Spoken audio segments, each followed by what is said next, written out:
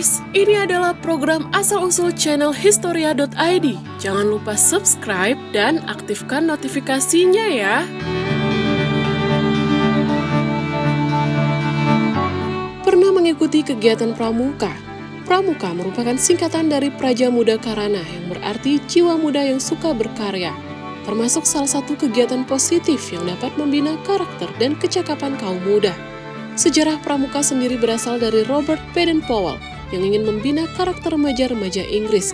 Lahir pada 22 Februari 1857 di London, Powell merupakan perwira Inggris yang pernah bertugas di India dan Afrika. Berbekal pengalaman militer yang mumpuni, Powell menulis buku panduan militer As to Scouting yang kemudian juga jadi populer di kalangan remaja Inggris. Melihat ketertarikan anak-anak muda Inggris terhadap kepanduan, Powell pun mengadakan perkemahan kepanduan dengan 21 remaja, serta menulis Scouting for Boys, buku panduan non-militer untuk melatih ketangkasan dan kepemimpinan remaja. Dari kesuksesan perkemahan dan bukunya, Powell mendirikan organisasi kepanduan dan mendesain seragamnya. Organisasi kepanduan pun lalu menyebar dari Inggris ke seluruh dunia hingga Indonesia. Di Indonesia, sejarah kepanduan bisa ditarik hingga masa kolonial.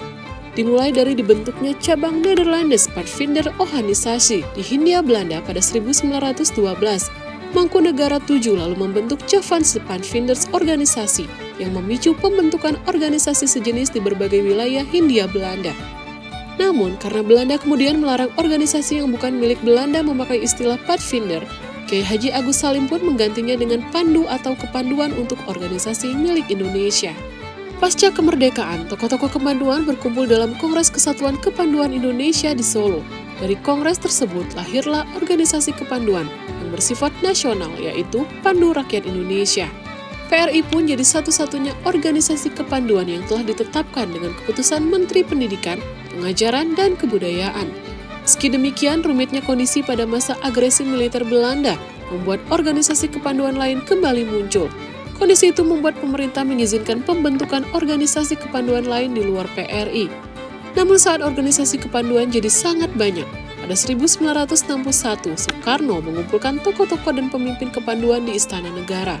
Menyampaikan ia akan membenahi organisasi kepanduan, Soekarno berniat mengubah metode pendidikan kepanduan serta meleburkan seluruh organisasi kepanduan menjadi satu dengan nama Pramuka. Setelah seluruh tokoh-tokoh kepanduan Indonesia menyatakan menggabungkan diri dengan organisasi Gerakan Pramuka, pada 14 Agustus 1961, Presiden Soekarno melakukan penganugerahan Panji-Panji Pramuka kepada tokoh-tokoh Pramuka untuk mengenalkan Gerakan Pramuka secara resmi kepada masyarakat. Pada hari itu juga, tunas kelapa atau nyiur mulai digunakan sebagai lambang Gerakan Pramuka, ditetapkan oleh Suharjo Atmodipura. Ada alasan dibalik pemilihan tunas kelapa sebagai lambang pramuka. Selain karena setiap pramuka merupakan tunas-tunas penerus bangsa, buah nyiur juga dapat bertahan dalam keadaan apapun, dapat tumbuh di mana saja. Tumbuh lurus ke atas, memiliki akar yang kuat dan erat, serta merupakan pohon yang serbaguna. Sesuai dengan harapan agar setiap pramuka menjadi pribadi yang berguna, sehat, jujur, bertekad kuat, dan dapat beradaptasi. Pemilihan tunas kelapa ini membuat lambang pramuka Indonesia berbeda dari organisasi kepanduan di negara-negara lain.